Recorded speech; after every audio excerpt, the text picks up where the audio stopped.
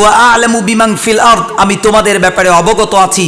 যখন তোমাদেরকে এই কাদামাটি থেকে তৈরি করেছি তখন থেকেই আমি তোমাদের ব্যাপারে জানি।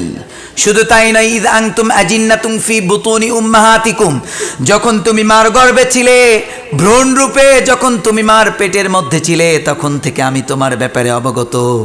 কোথায় যাবে, কোন জায়গায় থাকবে, কখন খাবে, কখন ঘুমাবে, কোন জায়গায় মৃত্যু হবে, এ ব্যাপারে কেউ জানে না, জানে কে?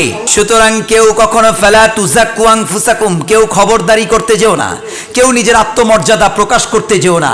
অনেক মানুষ আছে নিজের আত্মসম্মান বোধকে অনেক হাই করে উপস্থাপন করে।